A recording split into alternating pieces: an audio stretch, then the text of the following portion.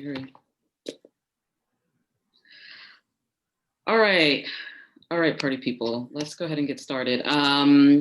Welcome. Like I said, this is the second in Maine Initiative's Racial Justice and series, and this panel is going to be focusing on housing justice, and we have some wonderful, brilliant, and gorgeous panelists here. We have Ronald, Flannery, D. Clarke, and Susan Hammond to talk with us today. My name is Samaa Abdurraqib. I'm the co-founder of the Forest Bias Fund, a flexible fund that supports Black and Brown and Indigenous organizers and folks living in Maine. Here's our agenda, and I'm thankful to Andrea for doing the tech pieces, because that means I don't have to share my screen in advance and talk at the same time.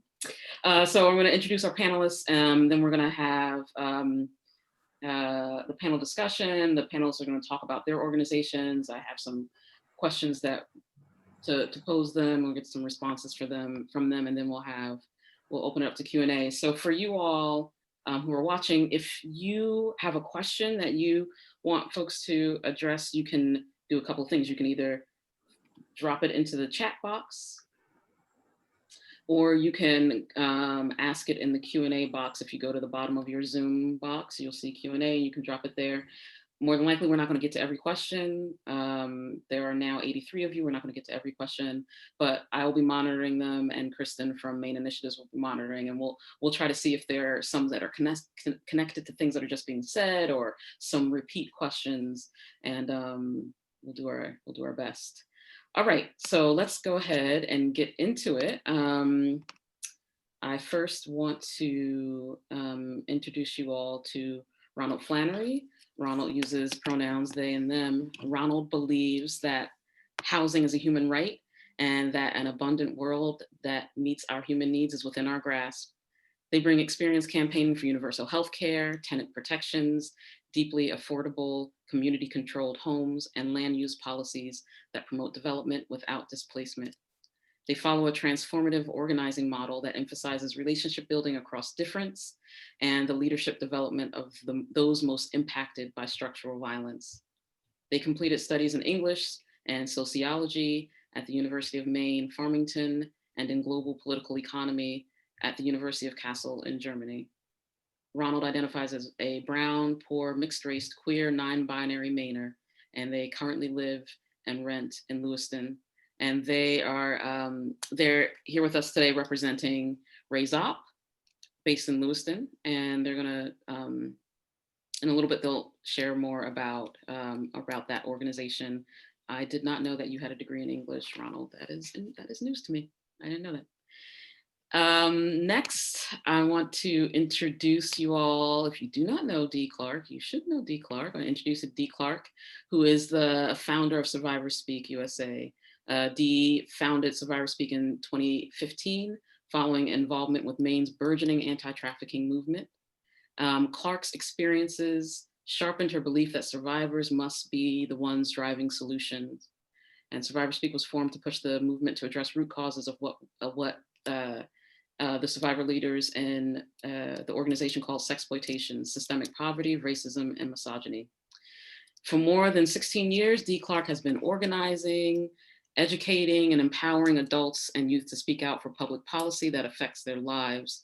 She has organized groups to march, demonstrate, collaborate, dialogue, create, and to have and give voice and to be at the table of decision makers.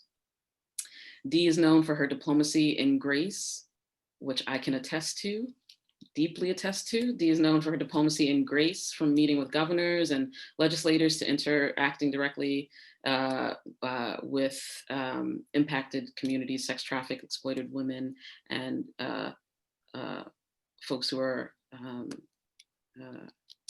experiencing housing insecurity.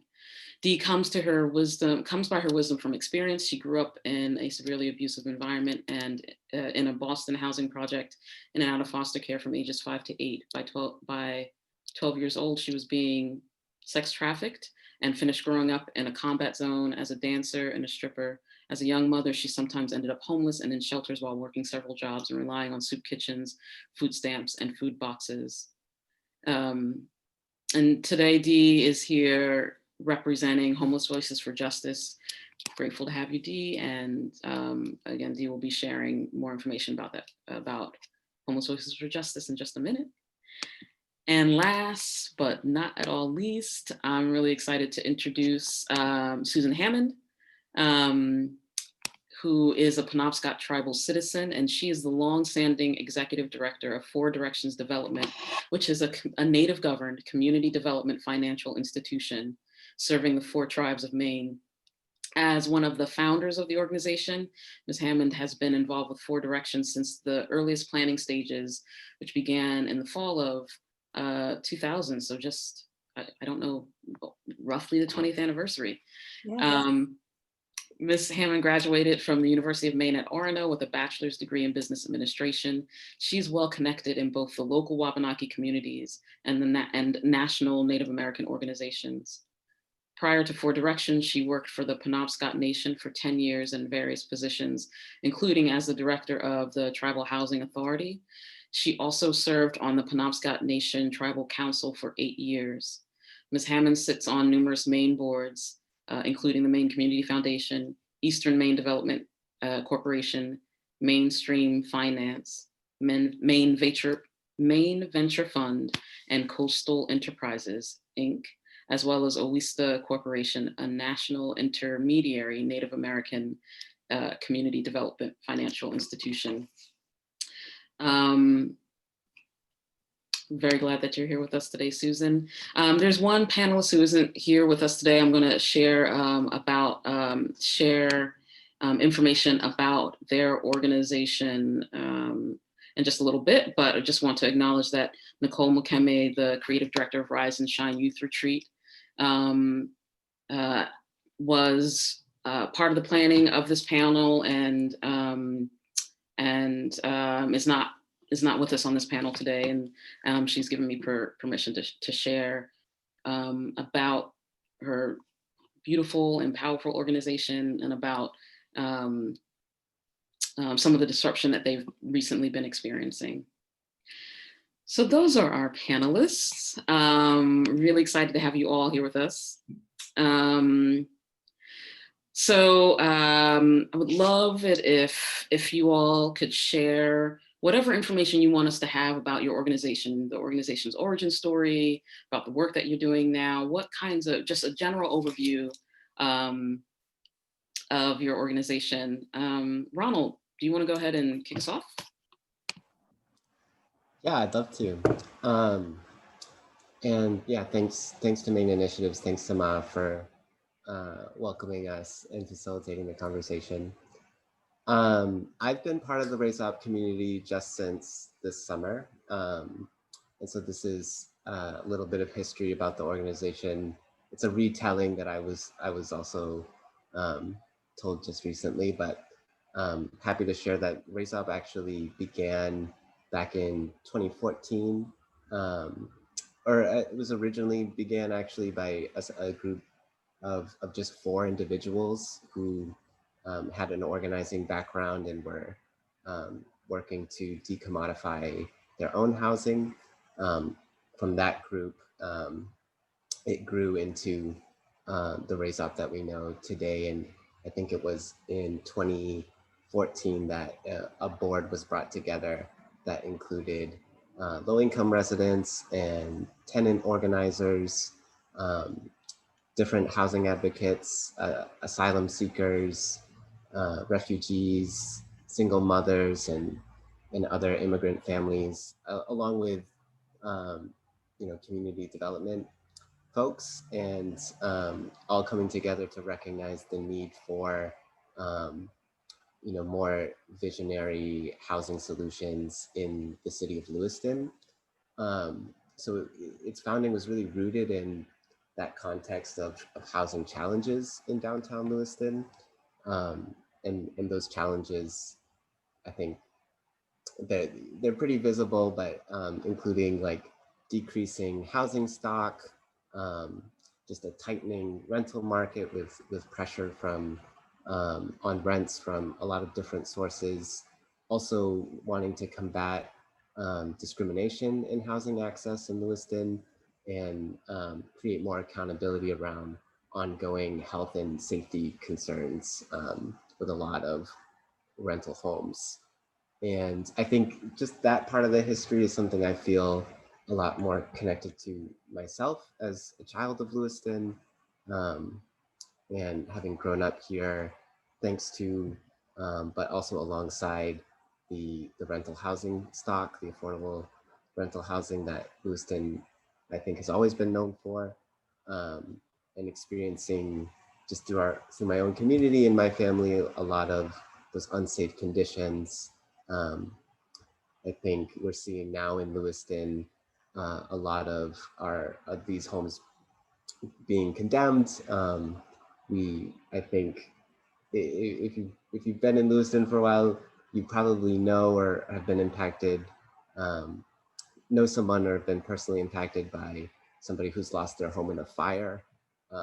It's the kind of thing where it's not like lightning striking twice. I think seeing that a lot of landlords don't reinvest the wealth that they extract from tenants into their buildings and let their buildings fall into disrepair. So I think just to name that, the Raise Up grew really organically out of those challenges with a really visionary hope and mission to create resident controlled, dignified housing, and to fight for housing as a human right. If you want to learn more about the Raise Up, you can see here, there's our website, and you can see different links. There's all different links there to learn more about us and the work we're doing right now. But that's what I'll share as a little bit of our origin story. Thank you so much, Ronald. Dee. Hi, everyone. Thank you, Samaa. Thank you, Andrea, and thank you, the rest of the panelists. I just have to say, Ronald, I remember the beginning of Rise Up because I think at that time we were called Consumer Advocacy Project, and they came to Portland and kind of did some stuff with us. Very cool organization. So I'm with Homeless Voices for Justice, and it used to be called the Consumer Advocacy Project. And it is 20-something years old, and I've been there almost from the very beginning. And it started with the social worker and homeless people coming together, having coffee, because there's no place to go. And it just grew out of that little bit of kibitzing and hanging out with someone that gave attention and gave an ear to people. And in that time, it was an easy moment to start organizing, to discuss exactly what was taking place. And so a big part of the organizing is educating ourselves amongst whatever it is that we're dealing with. So there's a lot to learn about homelessness. After all, it isn't just one person's fault. But it grew into this really great project that we are today. And one of the first campaigns we did was You Don't Need a Home to Vote campaign. And we run that every year. And there's been so many great, wonderful things that we have done over the years, including working on legislation, working hopefully with the city of Portland, working with anybody that will work with us to change the plight of homelessness. It's taken a while. It's mostly, mostly advocates are white. It's taken a while, but people are open to it to understand just how the racial injustices play out in poverty, and that to understand these systems that are racist. But we're there now. And I could go on and on about some of the campaigns. The one thing I want to mention is the legislation that we did for hate crimes and hate violence towards homeless people, because it was a very successful thing that folks did that had experienced homelessness, was experiencing homelessness, and was being hurt and preyed upon by people that weren't homeless. And we're able to create 2 bills. Another thing I just want to mention that's breaking my heart today, it's really bothering me, that we took a lot of time to help the city of Portland look at how they were giving out these criminal trespassing orders, CTOs, to folks who are experiencing homelessness and have no place to go, and kicking them out of parks and kicking them out of neighborhoods where people in the Old Port sit on all kinds of benches and things, and just not only kicking them out, but kicking them out for a year and have no place to go. And we were able to work with the chief of police and ourselves and another social worker on changing that. And it's important to hear this. It was enough to sit with the chief of police, who had to help us, educate us on what it is to be a police officer, and get that call because I'm a mom with my child and I'm having a picnic and I don't want to see this. And to be able to respond to it and then get to that person who they're making leave. And maybe they don't want to leave, but end up giving them a trespassing ordinance. Understanding that, they had to hear from us too. So it was a beautiful opportunity to collaborate. And what happened was those who already had the CTO that was for 1 year, they cut it in half. And after that, they didn't give them out for more than 6 months. And there was a following and watching of who is giving these out the most. Is it one officer? Is it many officers? That was a long time ago. And the sad thing is today, they're overly used right now. I just wanted to put that out there as far as criminalizing homelessness. But I also just wanted to quickly go through some things around affordable housing. So we can switch up the slide.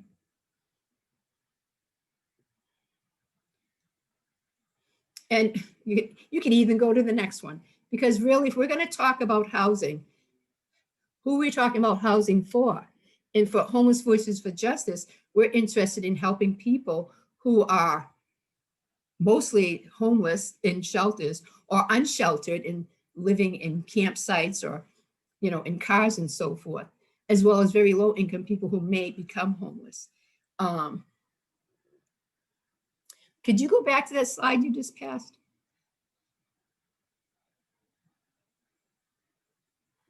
I can use mine. Okay.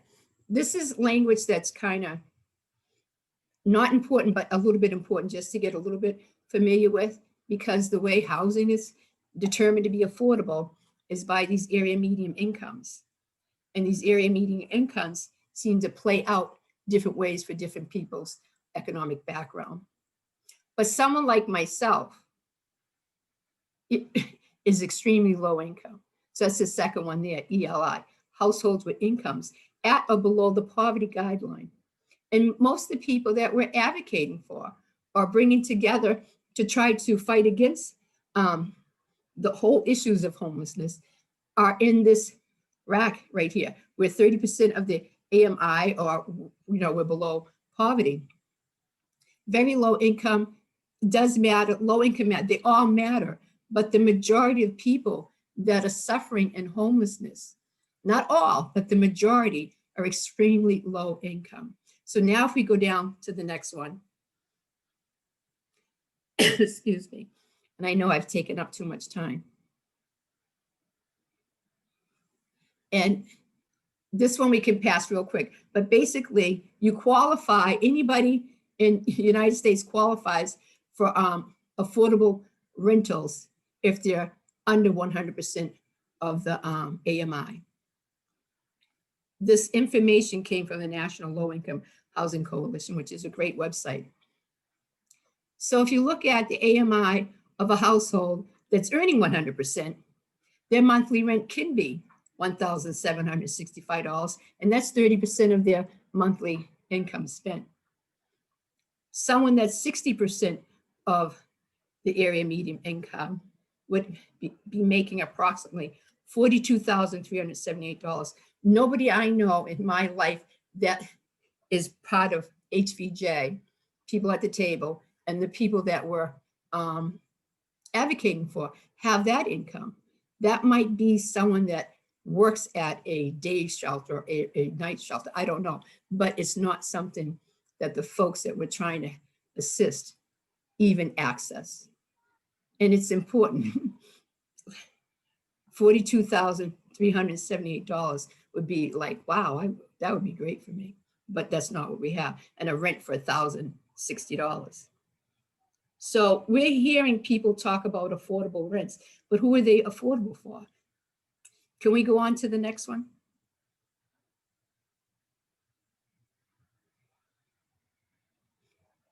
So an average person that makes $12.50, 35 hours a week is going to bring home $22,750 before their tax.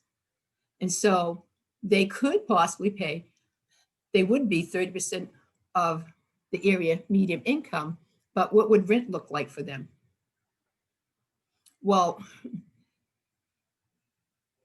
if we're looking at new affordable housing, most of it around Portland, not even just around Portland, but most of the housing that's been built, affordable housing, especially in the last 10 years, has been at the 60% AMI. And it doesn't really help the persons that are at 30% AMI, which we started off talking about. The very low income person is not able to access those rents unless they have a voucher or a tax credit. But even with the voucher, because of the criminalization of poor people and people coming out of homelessness, landlords don't want to rent to them, and they don't have to. And Portland City even made it okay to discriminate against vouchers.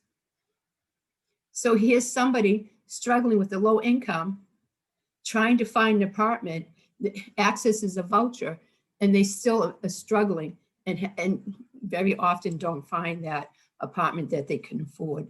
Or when they do with the voucher, they get discriminated against. Can we go to the next one?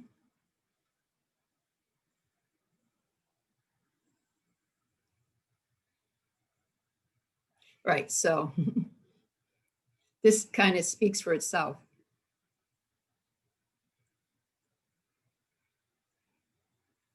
Housing that's really actually going to be affordable for who? I do agree with the first one that says we need all kinds of different income housing. That's true, but I feel like not lately. No one's been doing anything about low income housing, extremely low income housing. So it's a good idea to have some of everything. You know, it's a very good idea to be inclusive.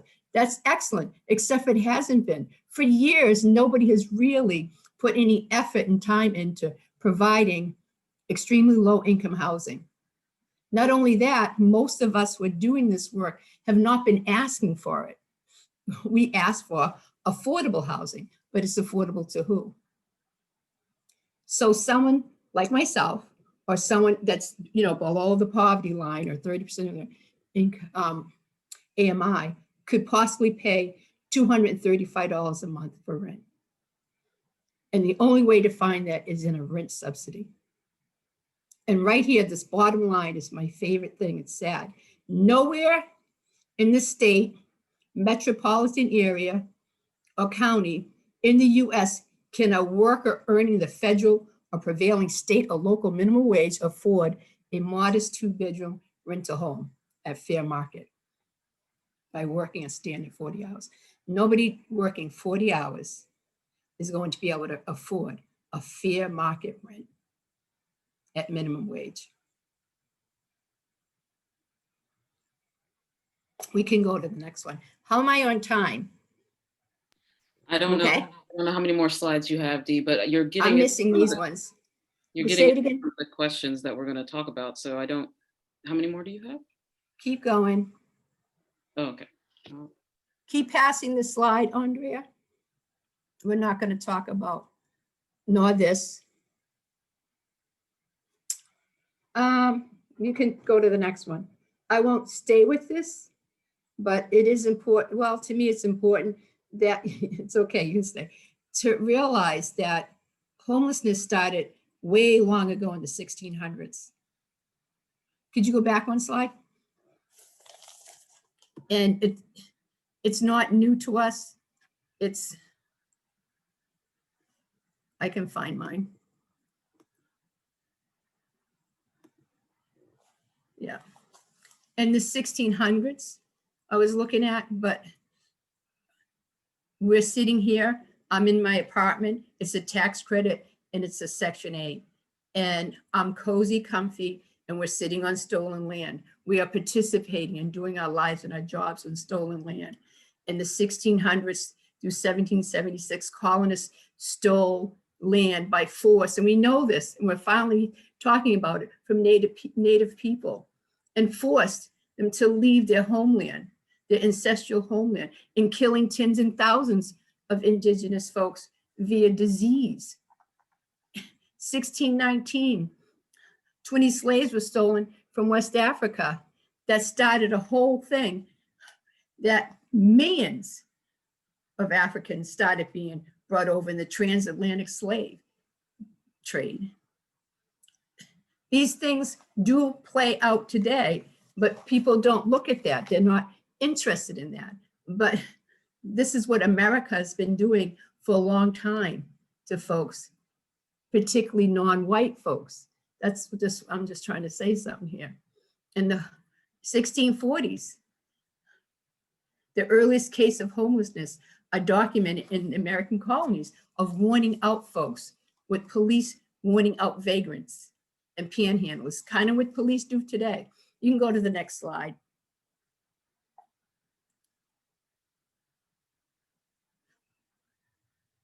The Industrial Revolution left a whole lot of people that ended up being homeless because they came over wanting to find jobs. And then 1830, President Jackson ends up signing this whole Indian Removal Act. This is what America government has been doing. And that created the first major federal legislation to create mass homelessness. Dee, how many slides are left in the presentation? I can actually go to the very last, or we can just finish because I can talk about it in the questions. Okay. Thank you. Also, folks listening. are already asking if you are willing and able to make the slides available. Yes. Yeah, okay. So I think Andrea can do that, right? yes.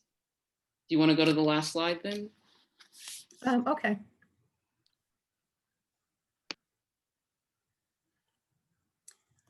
So that is the last one. So we'll. I know, I'm just saying my hands are up because this is more of the news people are talking about, the mass incarcerations, and the new Jim Crow. People are now understanding that, and this whole pipeline from homelessness to jail, prison, and the deinstitutionalization of people with mental illnesses that leave lots of people. We'll just talk about Portland. I'm in Portland. That, roam the street who have untreated mental illness, and they're not safe, and it's just not right. Okay. And then also the reduction in investment in public housing, less safety net services, cuts in HUD funding, and people making laws in the city of Portland to discriminate against folks with vouchers. But I'm finished, and I'm going to stick around and talk to y'all. Thank you for your patience and time. I didn't mean to go over. That's all good, Dee. I mean, I think that all of the information that you gave us about the different difference between affordable housing and low income, that's going to come back up in the questions and the responses, and so it's all important. And thank you for making your slides available. People are asking. Susan, do you want to go ahead and share some information about 4 Directions?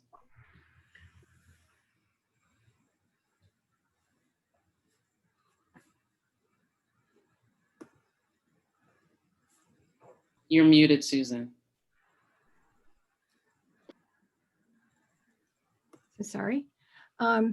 So thank you, Samaa. And so I'm Susan Hammond, the co-founder and executive director of 4 Directions Development Corporation. I'll just spend a little bit of time just giving you a brief overview of 4 Directions and how we came to be. Andrea, if you want to go to the next slide, that would be great, just to keep things moving. So Four Directions has been around now for close to 20 years. We began a lot of the planning work 20 years ago, and were able to open our doors in 2002. It is a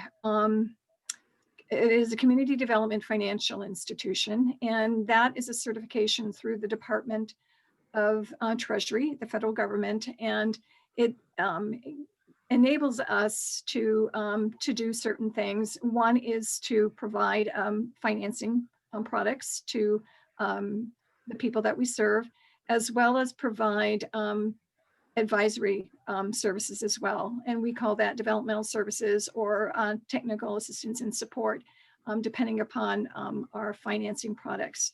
So Four Directions was originally a Penobscot initiative. I was the Penobscot Housing Authority director and also a council member. And I, in my position, I saw that our tribal people did not have access to funding to make improvements on their home, or even to be able to buy or a home on the reservation. And I just didn't feel that that was right. We should empower our people and have them have the ability to have access to funds, much as people off the reservation have.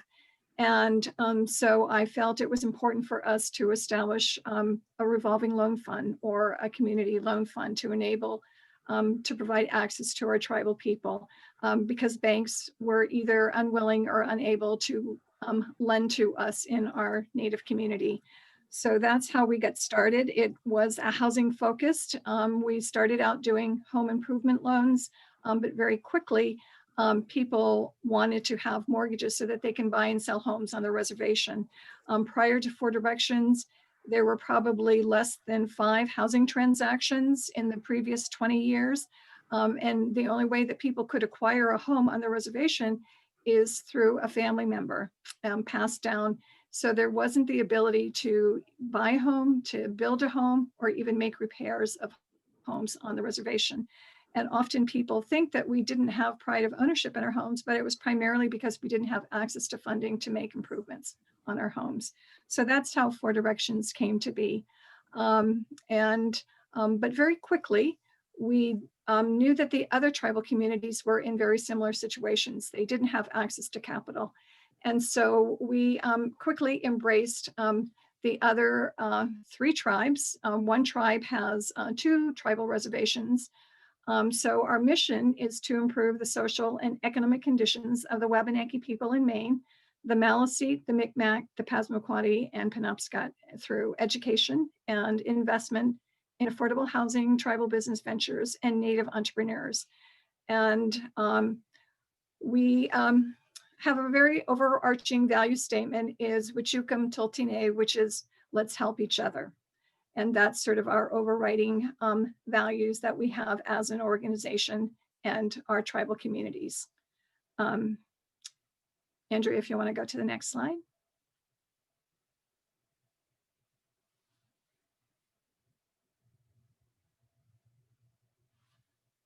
So these, we've grown since we opened up almost 20 years ago. As I said, we started out doing residential lending. We, with home improvements and home mortgages, but we now do home equity. So people on the reservation, if they want to send a child to college or to start a business, they can now tap into the home equity in their home, much like people off the reservation do. We also will refinance if they have some debt that they want to consolidate. We can help them refinance that. We do energy upgrade lending, as well as providing down payment assistance. Another big part of what we do is, in addition to making these loans to our tribal people, we really focus on helping them develop their financial capability. So we provide free housing counseling. We pull their credit and we help them do a credit analysis that's very individualized for them. We do budget and savings and home ownership training as well. So we do a lot of that kind of work. We offer a free tax preparation every year. And we conduct community outreach into all of the 5 tribal resolute communities. And we have a match savings program where if a tribal person were to save 300, we would match it with 600, so they can save up to 900.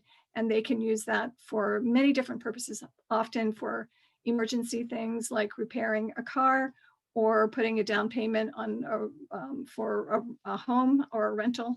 And then we do some group education as well. And then very shortly after we opened our doors, we also wanted to help tribal people with small businesses. So we provide small business loans, technical assistance, and helping them with business plans or things that they might need. We're currently opening up Entrepreneurial Center at one of the tribal reservations, but we hope to do that within all of the communities. We have specific artisan loans and provide some strong artisan support. And then most recently, the last 3 years, we began doing some community development work at the tribal level, and we provide construction loans for housing development or community facilities or even some economic development. We provide some permanent loans, real estate loans for them, some operating capital, and technical assistance in financial packaging as well at the tribal level. Andrea, if you want to go to the next slide.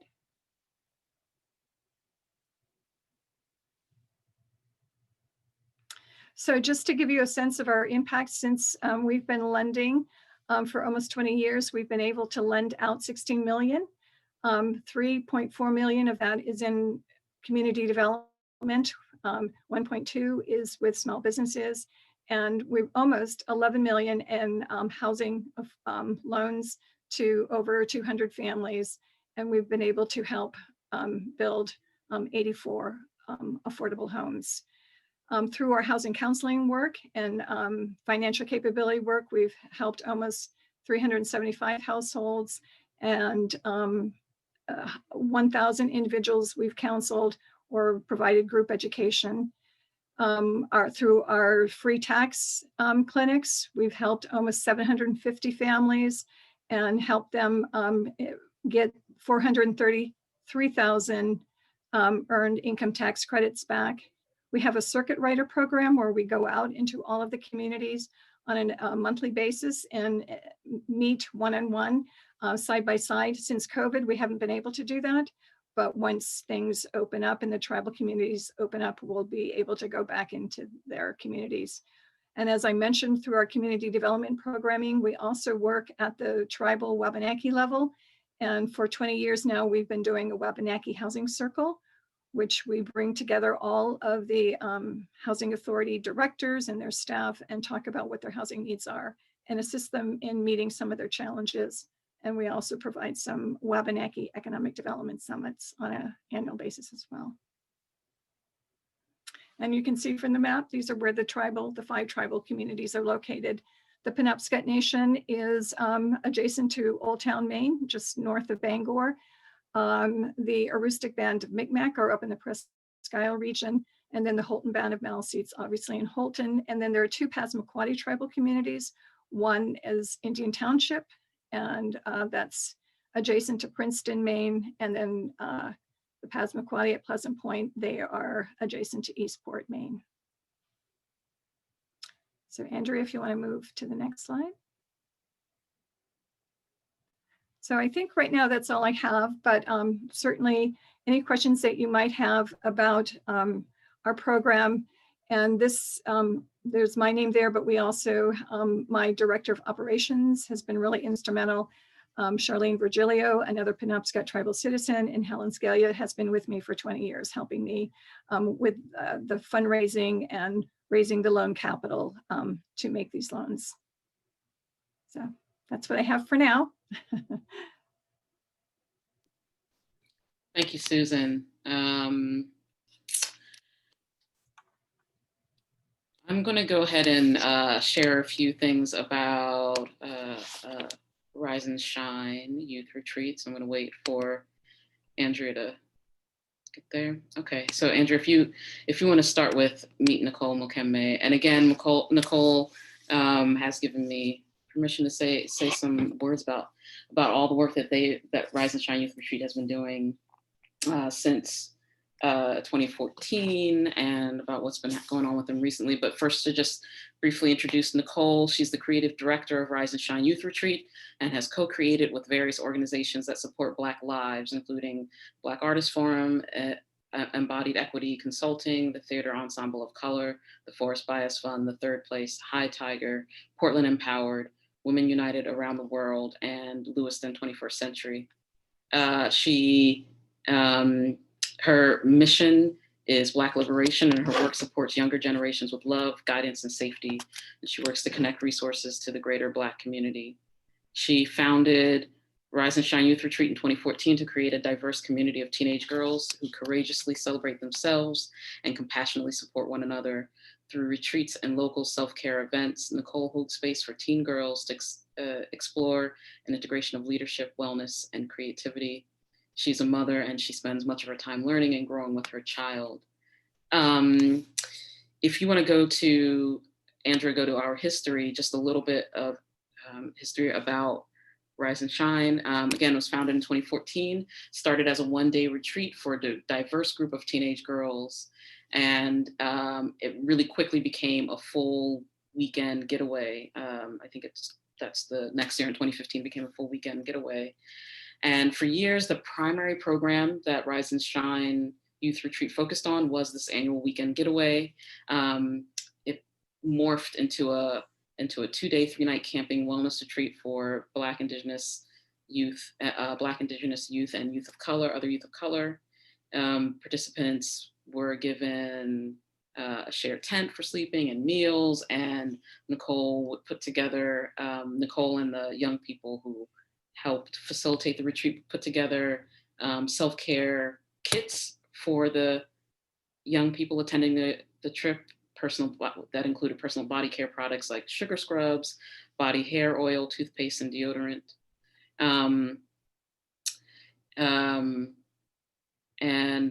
The retreats, they focus on all sorts of aspects of wellness and self-care.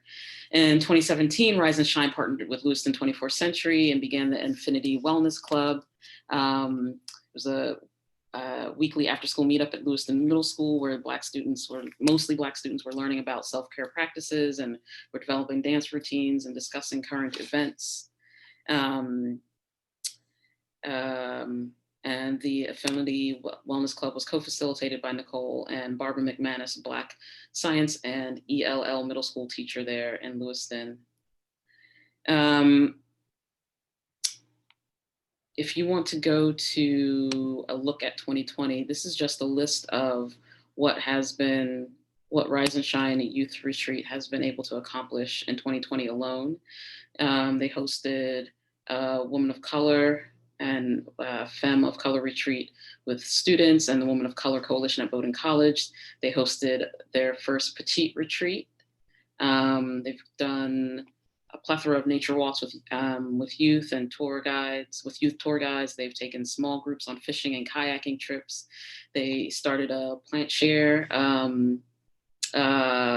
this summer. I was the beneficiary of a wonderful cucumber plant that I brought to bear fruit. It was fantastic. They built a chicken coop from old scrap found in one of the barns, and they planted 20 fruit trees in their small orchard.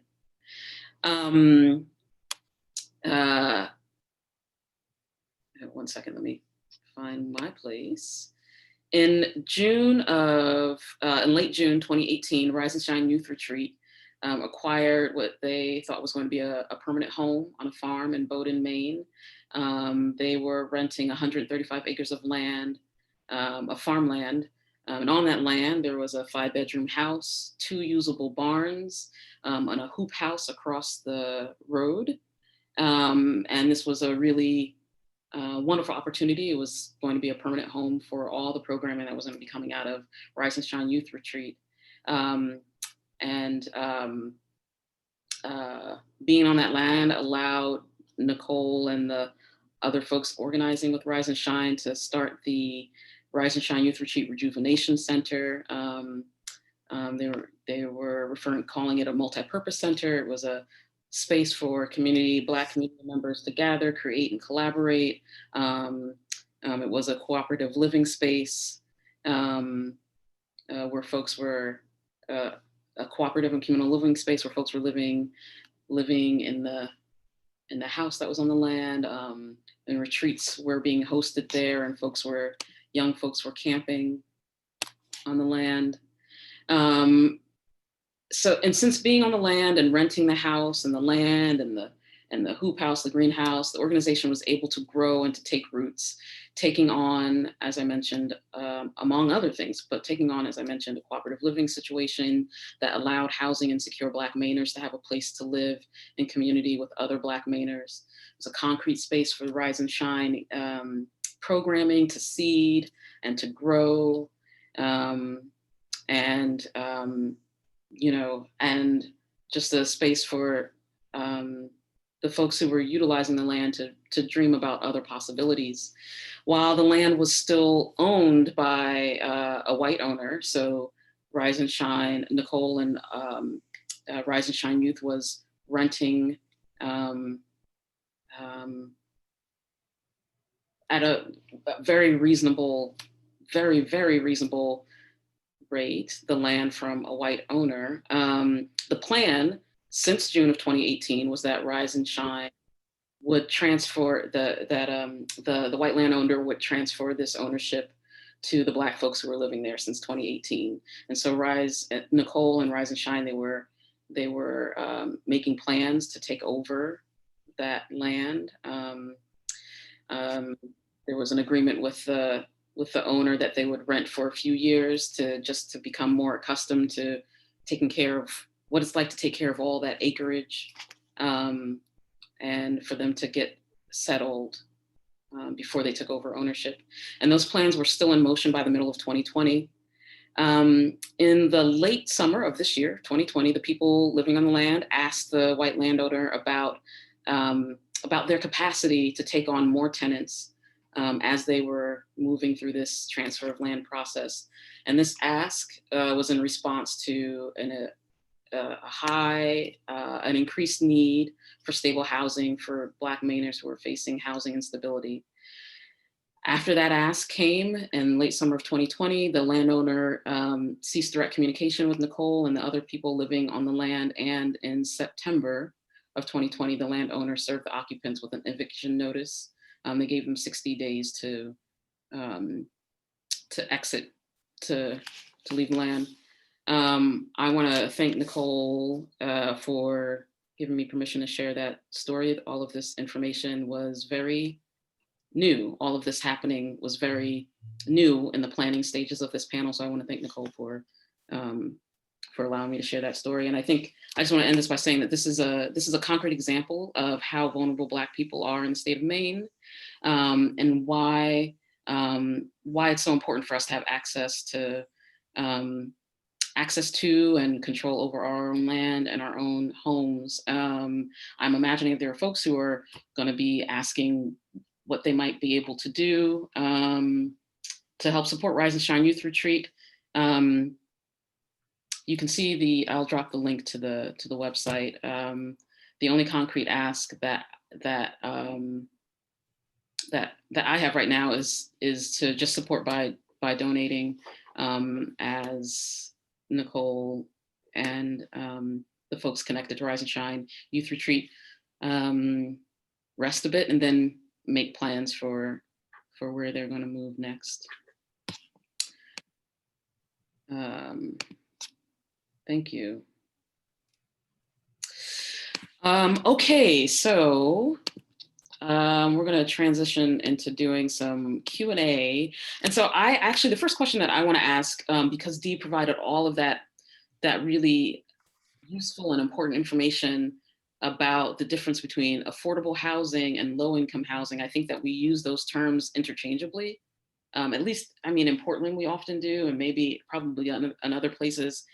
And so I was wondering if there were folks who wanted to add anything to what Dee was saying, but the question is, what is affordable housing? What is low-income housing? What accurately, which term more accurately depicts what we need here in Maine? And Andrea, if you're able to share that slide that beautiful slide that Dee had that talked about some of the terminology while folks are talking, that would be great. If not, that's also fine. But So that's the question. What is affordable housing? What is low income housing, and what term more accurately depicts what we need here in Maine? Dee, is there anything you wanted to, I'll start with you, Dee. Is there anything that you wanted to add to what you already said? Mostly just that we're not careful with our language. It's just so easy to just say affordable because we're thinking affordable to myself, affordable to my friends, but it's really questionable. And I don't think people are listening to what affordable by what means. 30%, 60% AMI. And those aren't numbers and things I want to listen for either, but I've learned that it matters. So I'm rooting for a building to be built and then I can't move in it and my friends can't move in. Who was it affordable for? That's right. Thank you, Dee. Ronald or Susan, do you want to speak to that at all? That question at all? I'd love to. And I appreciate having this slide up and all your comments on it, Dee. I'll share, I think the word affordable is actually kind of a scary word for me. What scares me about it is that people, I think, communities really respond. I think you had just alluded to that, Dee. People like the idea of affordable housing. If you say like, raise your hand if you want affordable housing in your community, Right. a lot of people will say yes, just based off their understanding of it. But I think what's scary is that's also how I think, the folks who benefit most from speculating on land, and the people who wield a lot of power in terms of what development agenda gets prioritized, that by taking the meaning of affordable as we know it, and filling it with this different percentages of AMI, they kind of co-opt the language away from us. And so it becomes then a term that we have to be really careful about. And so I really appreciate then the kind of the re-angle towards low income or extremely low income housing. I think we want to be generous always to the struggle on the back end when it comes to how do we actually create and operate that kind of housing, because it is extremely difficult to find subsidies for that. And I think the whole point is just to say the market by itself is never going to deliver the kind of housing that we need. And so we do have to be, more visionary, connecting to the power that we have as communities, and pushing for new kinds of funding sources and also different kinds of housing models that do create housing for the people who need it most. And I think that's another side of the conversation that's really exciting. But that's just my quick thoughts on this idea, and wanting to highlight again, like investing in the community control and ownership of housing. When communities have a say, these kinds of misalignments between the housing that's built and the need don't happen so regularly. So some thoughts. I don't know if Susan wants to add. Sure. Thank you. I think from my perspective as being a community housing lender working in the Native communities, we began with the idea to make our loans, our housing loans, very affordable to our tribal members. So we look at the total cost of housing in relation to a family's budget and their financial obligations. So we meet with them and we determine what their income is and what their monthly expenses are, and try to create a product and an interest rate that's going to be affordable for them. And so we created 30-year term loans, which was unusual for that to happen in a Native community, which helps make it affordable by doing that. We also have a fixed interest rate. Our rates are not adjustable and they are low. We are able to provide low interest rates in comparison to and very competitive to what is being done in the conventional market. And we also we only require a 5% down payment versus a 15 or a 20% down payment. And to help with that down payment, we also provide a down payment forgivable loan over a 5-year period. So that helps them meet their down payment requirement.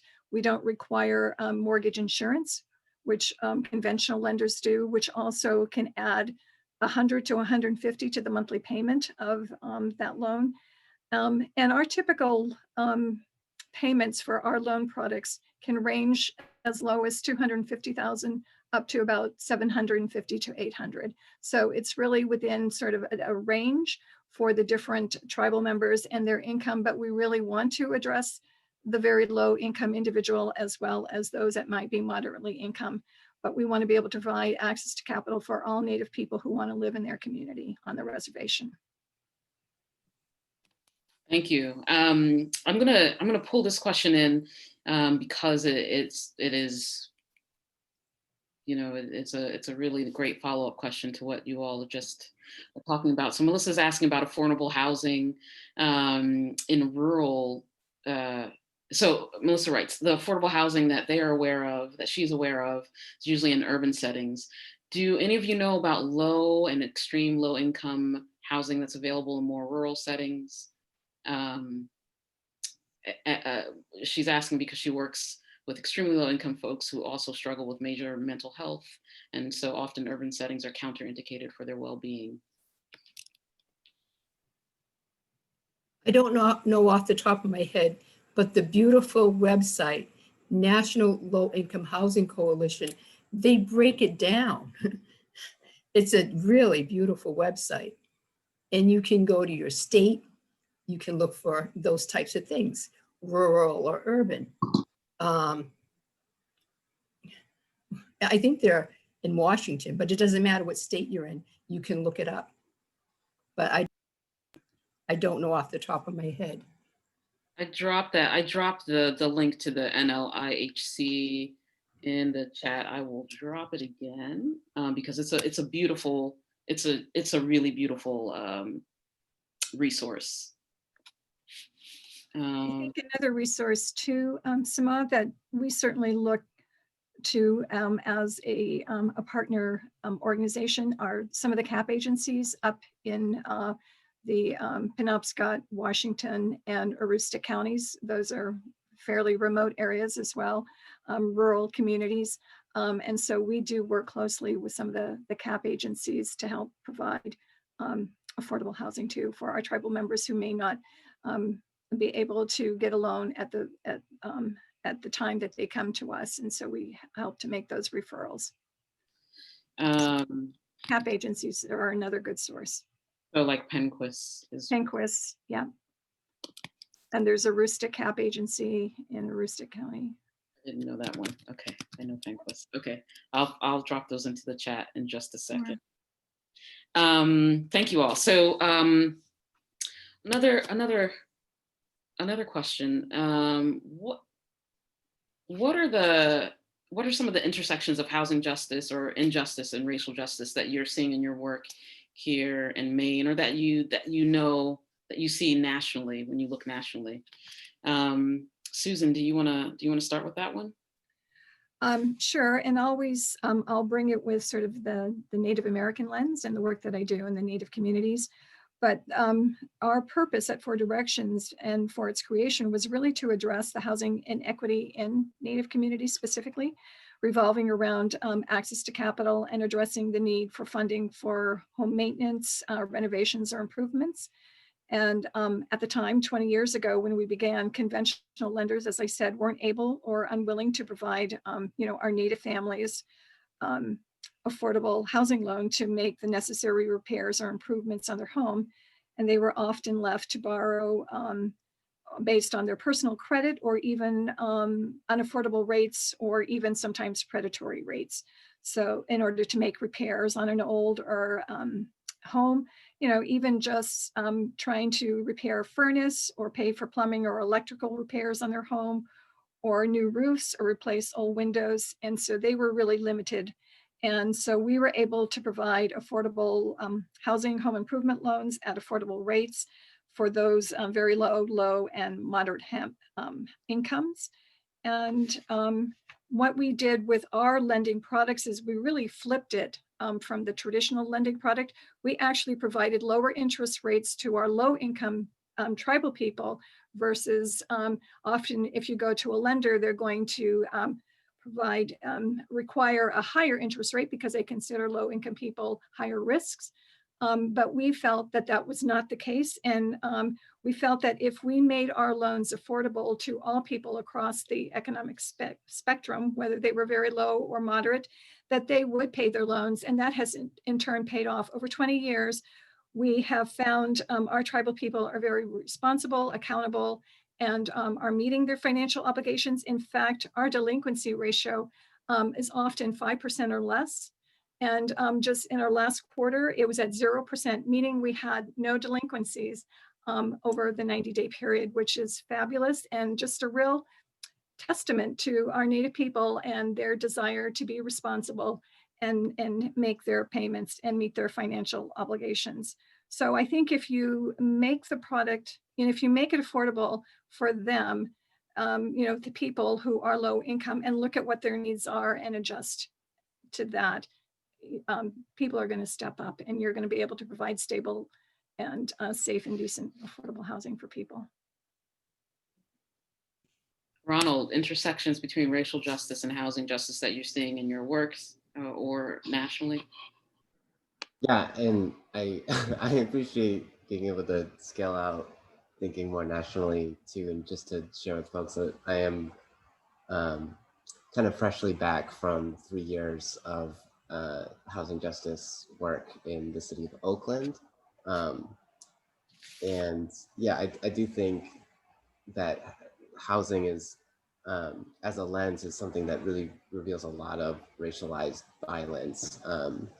And I think it's also it's hard to see sometimes, and it can be made invisible. I think a lot of the worst kind of the felt symptoms of housing insecurity on immigrant and other Black and Brown Mainers, looks like having to, share your home with multiple folks, may not always look like being visibly unhoused in the community, but I think that's another key intersection of that kind of the structural violence that plays out through the housing market on vulnerable people of all kinds, but especially on Black and Brown families that more likely to be the victims of an unjust eviction, which is, I think, just a really maybe a more clear example, because it can even entail, right, police officers coming to your home, forcibly removing you from your home. Samaa, you shared an example earlier of, a panelist who had also been evicted, and even I do think it's important to name that as part of the racial violence that plays out in housing. And then Dee, I know, and I'd be excited to hear you say more about just the violence that plays out too in encampments because of the criminalization of homelessness. But I think those are things that come to my mind. And I know when it comes to Maine that we're thinking of this problem that we have to be more nuanced, trying to get to like what can we show. But I think there's a really clear through line between folks who are marginalized in our economy, having to work multiple jobs, facing the pressure of rising rents. Those are the people who are most likely to feel the structural, like I've said, the structural violence of the housing market play out in their own lives. I think, yeah. The other thing I'll just share quick is, I think, again, given just kind of the norms of the market that we're all brought up in, to think of displacement and gentrification of people, even if it's not a result of an eviction, just families moving because they can't afford to live there anymore. I think it's been sold to us as something normal. And I think it's just because of the history of displacement and gentrification across humanity, that it's always been something that happens to people, but always, again, on the most the most vulnerable folks. And in the city of Lewiston, we've seen Black immigrant families who have, even in a lot of cases, recently resettled in the city of Lewiston, already being displaced out to other parts of America. And I think that's, yeah, that's not normal. That's not okay. That we can actually house people in a way that doesn't displace them. And it's all to do with pointing our finger at the norms of the housing market and saying there's got to be a better way. There's got to be some racial justice in here. And I think that's always housing justice, or housing justice, racial justice. It's the same. Thank you, Ronald. Lee. I forgot what the question was. What are some of the intersections between Oh, race yes. and housing? Yeah. Well, it didn't occur to me. It is now, and I don't have the data to share, but just being able to afford rent, first off, that Black people make a lot less money than white people, rather a female or a male, a lot less, and we have less access to buying homes. It's, to me, it's relevant because some of the things that you become evicted might be because you can't afford the rent and having those low wage jobs. But you had said something, Ronald, that struck me, and that was about gentrification. We didn't talk about that. And it does seem to be the norm. And depending on who you're talking to, it's a good thing or it's a bad thing. Like, people are so split on it. And I'm going to say it, if it's okay, I'm not insulting anybody. I used to love driving around I have friends up on Munjoy Hill, and going past Kennedy Park, up that hill, and in the summertime, and it was just covered, the street would be covered, little kids riding their bike, bouncing their balls, playing jump rope, all kinds of stuff. And then there's the soccer field and the basketball court. You don't see that anymore. You don't see any of those little kids out there playing, because you see adults playing, I just learned the corn dog or whatever those games are, adults enjoying themselves. And the other weird thing about it is sometimes I see those adults at different movements around housing that care about housing and care about low-income housing, but they really love that area getting gentrified because they're having a good time with it now. And that bothers me terribly. But anyway, we should talk more about gentrification. But there's all kinds of intersection between poverty and racism, poverty and homelessness, poverty and being arrested. You mentioned the campsites. The police, whatever reason they need to do it, when they go to the campsites, aren't necessarily saying, hey, you have to leave the property. They might just start tearing up the property, just tearing it down. And I don't ever want to be careful about what I have to say and express myself with, because I'm telling you facts. I'm not making it up that this happened, and, but that, pretty violent type thing to do towards anybody, never mind just because the person's homeless or a person of color. That's it. Can we talk about gentrification? I mean, I think that what Ronald said about we just take things, I don't remember exactly what you said, but what they said about these things that we just see as normal, or we wrap them up and kind of like, oh, this is what progress looks like. Progress looks like neighborhoods change and they get more, I don't know, boutiques. I don't really know what these things, but when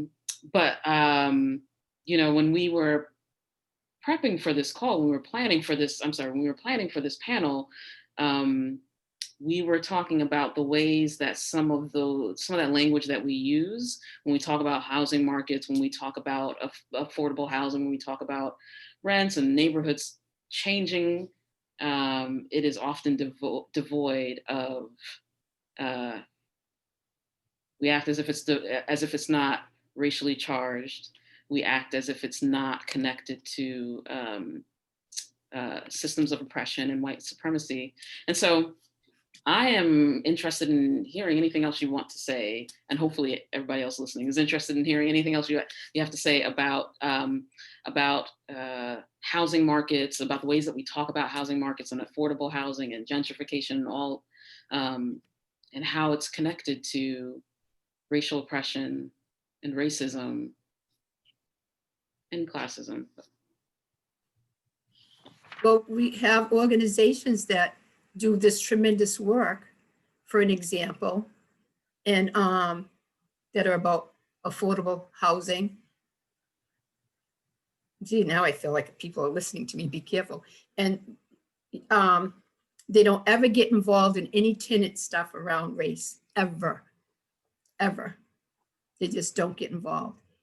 They'll get involved with stuff that has nothing to do with race, like my neighbor won't stop leaving their garbage down in front of the door, whatever, but not racial stuff. I don't know, that means a lot to me. The neighborhood I was talking about, those kids that I saw, they were all Black kids, Black and brown kids. You know, you don't see them anymore. So they got wiped out their playground area. All of a sudden I'm more careful because I don't want to get in trouble. But I've been with different folks that wanted to, you know, try to not get kicked out of their apartment and try to appeal it with the landlord. Because if you have your money and you only owe money, back rent, the landlord can't kick you out. They can kick you out on behaviors and things like that, like without trying to figure it out. But if you have the rent, you can pay it and they can't kick you out.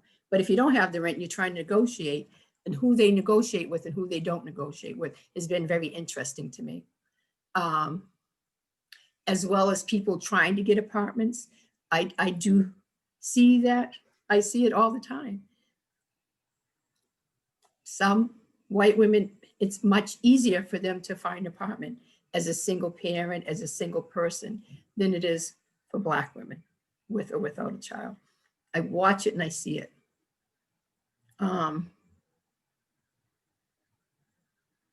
And, you know, someone asked in the questions what I meant by Portland is allowing people with vouchers to be discriminated. City of Portland, city councilors trying to do something about no cause evictions that we worked on for way before it became a big thing, and they weren't listening to us. Somewhere in the conversation, they decided it was okay because it was brought to a court and someone sued somebody, a landlord sued somebody and brought it, I don't know if it was the Supreme Court, but whatever it brought, what court it brought it to, won. So the city of Portland says, okay, well, we're going to go along with it too. And we will say that it's okay to discriminate. And now it's not discrimination. You have a choice, landlord, to not rent to people with vouchers. And we're in the middle of this horrid thing of, you know, no cause evictions and stuff. I know I went on a whole nother tangent. I just realized that wasn't the question. I think it's because I've been dying to say that. No, that's all good. That's all good. Ronald.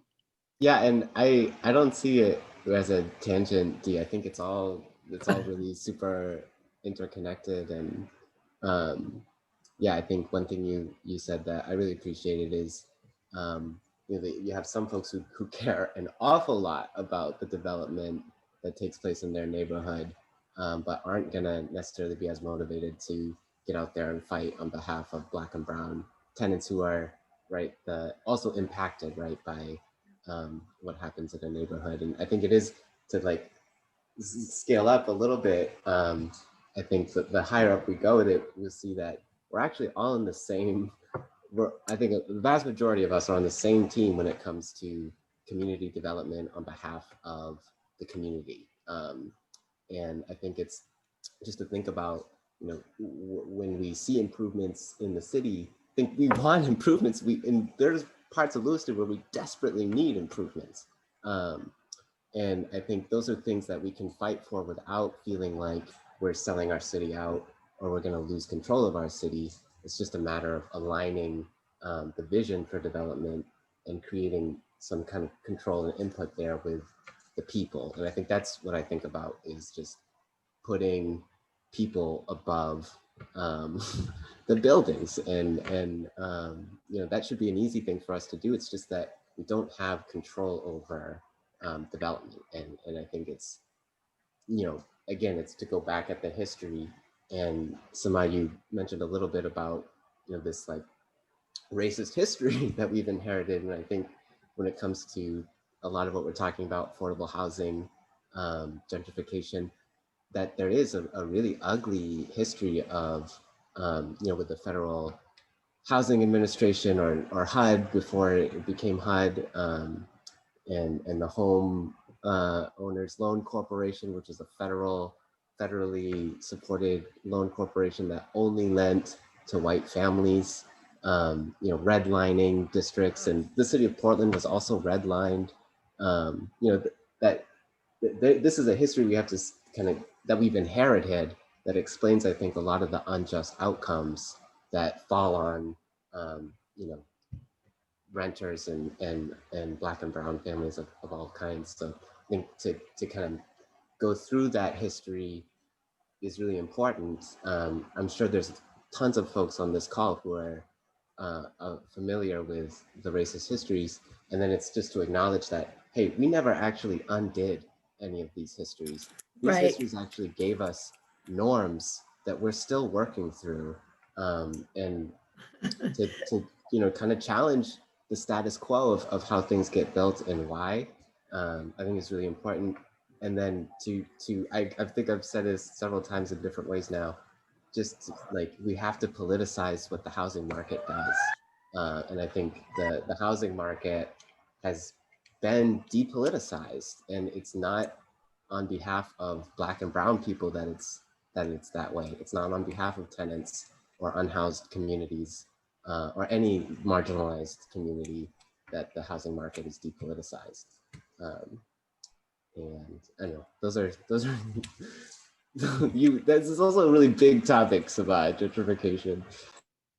I appreciate all your words. Thank you for going into trying to go deep into that question in the limited amount of time that we have. I want to end on a question for all of you, but let's take a pause and go to some of the Q&A that's coming in. Thank you all for typing your questions. Someone is asking about Four Directions and how Four Direction raises capital. And I'm assuming this is the same person, but they're wondering how Four Directions acquired initial funding, and how does a group gather the capital to invest in underserved communities, i.e. how do they get the money and the support into the hands of the people who need it? So Susan, that is all for you. No, we've worked hard over the years to raise this loan capital, primarily because the capital that we are able to raise and relend into for our Native people has to be really affordable. So it has to enable us to be able to afford the capital that we raise, because we raise a combination of loans as well as grants. So one of the major capital campaigns that we were able to do is actually through what we call the Giving Wins capital campaign. And we made a concerted effort to work in the faith-based community on this particular capital campaign to bring an awareness into those faith-based communities about the work that we were doing and about the need and the racial injustice of housing for Native communities on their reservations. And we took a couple of years to raise the funds, and they were low interest loans that they were able to invest in Four Directions, and they were at 0 to 2%. We were able to get that funding capital for 15 to 20 years, which matched our loan product, almost 30-year fixed interest rate. But we do raise funds from foundations as well, and in addition to the faith-based community, but also being a CDFI certified through the Department of Treasury, we also get funding from them, and that enables us to loan capital as well.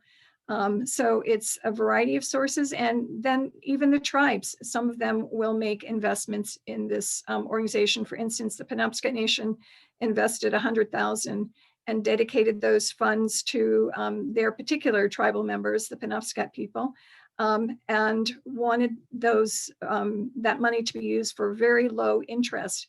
And so we were able to make 3% 30-year fixed interest loans to low-income people using that $100,000 initial investment, because we were able to leverage that with other foundations and match it so that it can have a greater impact. But that kind of funding allows us to do 3%, making it very affordable, sometimes and oftentimes less than what the rent would be off the reservation. So we can make loans at $250 a month for a nice, affordable home for a tribal person. And also, one of the things that we make sure that we do with all of our loans is to require an inspection to make sure that it's that it is safe and decent and stable housing, and making sure that it meets, at least HUD standards, so that when people move in, they're not going to, the home will be in good repair. So those are some of the measures that we take to protect our people with their housing needs, whatever it may be, in addition to affordability, but making sure it's a quality home that they're moving into. Thank you, Susan. So there are a couple of folks who are interested in, and probably more, who are interested in the response to this question. Does anyone know of possible resources for people getting ready for release from a correctional setting, as far any housing resources for folks who are getting ready for release? I'm also, before anyone chimes in, I'm wondering if Kristen can also put in the websites into the chat, the websites for the panelists who were on our call last week, because I know MPAC has is a good resource. But go ahead, Dee. You're gonna speak. Well, I have two things. One, I just heard this from Representative Rachel Talbot Ross. It is either a bill that's already passed or it's coming through, but I kind of think it's already passed, that everybody leaving prison will, before they reenter, will have already been signed up for GA, food stamps, and main care. And also a lot of folks that come into Survivor Speak that leave jail go to sober living facilities, where they can apply for general assistance to pay their rent while they're looking for employment. That's the only thing off the top of my head that I know for people just exiting prison or jail. So John Courtney and Andrea from Maine Initiatives are also mentioning Second Life, and there's a website there and some information there. Ronald, I don't know if you have anything. Yeah, I think, yeah, sorry. I heard my name and I was like, oh, I can unmute and talk. Maybe just that I think the voucher system needs some tweaks, and I think there's some exciting reasons to be excited, I think, for bills being put through the legislature right now to try to prohibit discrimination of by landlords against voucher holders. And I think it's really similar to kind of like the ban the box efforts. And the whole idea is that if you're released if you're formerly incarcerated, that it's gonna be a lot harder to find housing. You're much more likely to be discriminated against. So we need to make it illegal for landlords to discriminate against the source of income. And I think that's new advocacy happening that I'm excited about. It's certainly at the intersection of racial and carceral and housing justice. Thanks, Ronald. Last question from the attendees, this is from Sarah at ILAP, is interested to hear about the panelists' perspectives on the recent referendums related to housing that were passed in Portland. How do you think this will impact housing justice in the city? And so I don't know, Ronald, I don't know if that question is just going to be for Dee, or Ronald, you probably know and have some thoughts. So Dee, do you want to share anything? And Susan, I'm imagining that you are far away from Portland. You are like, I don't know. I don't know either. I'm curious to see how it's going to play out, especially having a rent cap, especially that, which is something that Power Portland's Organization to Win Economic Rights asked for many, many, many years ago. We had a huge demonstration and to get it on the referendum, and nobody wanted it. I don't know if it's gonna actually, I don't want to even say happen, you know, because it's other things that the city says they're going to do aren't doing. But the thought was that there'd be a cap, you know, and it would be a fair cap based on the quality of housing. I didn't think it was going to help any of us who are really low income. If it was a cap right now and I moved, I would have to move off the peninsula. I'm sorry I can't answer that better. Oh, sorry, Dee. I do know, I have been following these referenda, and I think they're really exciting. I'm really pessimistic that they're going to be, that the Portland Council is going to enact these with the will of the voters, but it's also a chance for voters to see the disconnect between public will and then what actually gets enacted. And I'll just say too, when it comes to like putting something on the ballot, so often as organizers, we are used to losing forward. So even if these don't come into play like as we would hope, at least we're winning forward this time. It's a good way to put it. Yeah. That is so optimistic. I am not an optimist. So that was very refreshing. Ronald, I'm going to read your response to Alex, but Alex asked about, is it, I don't remember the exact question, I have to scroll up, but something about the scalable, oh, come on now. Are there thoughts about how to scale up approaches to housing like Raise Up? And Ronald says it's scalable, but it takes neighbors coming together, taking control of their own housing together, and finding or raising funding to make an acquisition. It's hard, but we can really grow up by accessing the abundance of real estate markets and create new subsidies. Co-ops are a bottom-up way to decommodify. And then just invites Alex and anyone else to reach out to Raise Up. So I would like to just thank everyone for being here. I really wanted to end the thing on a question. I'm going to let people leave if they want to leave, but the question I want to hear just some last words from all the panelists. We often get so focused on when we talk about housing stability, unhoused people, we get so focused on the solution of getting people into homes or stable housing. I'm wondering if you would address one of the following. We talk a little bit, as a closing, talk a little bit about the importance of stable housing for a person's general well-being. Or if you would talk about why it's important to focus on more than just stable housing. Are there other things that we should consider beyond just getting a person into a secure place to live?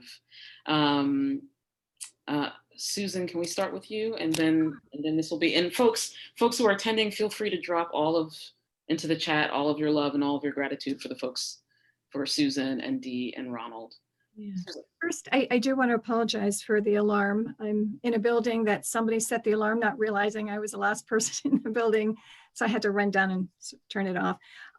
So I apologize for that. But one of the things that I just wanted to share with this group is, and I'm sorry that I'm focused on, sort of where I see the solution being in terms of racial justice and housing justice, is taking control, taking charge. And that's what we did in our Penobscot Nation and within our Wabanaki communities. We knew that we had a need. We knew that it wasn't coming from anywhere else, but we had to create the solution to the problem.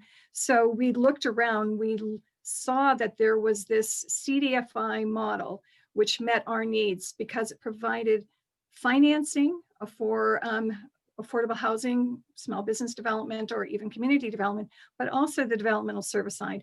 The housing counseling piece and the financial capability is so critical to the work that we do. Many people coming to Four Directions aren't in a position to even afford a home when they first come here, but we work with them typically over, it could be 6 months to a year or even longer, to help them move them along that spectrum where then they can become homeowners, even if their income is low. And we created this organization and these loan products and services to address the specific needs of our tribal community.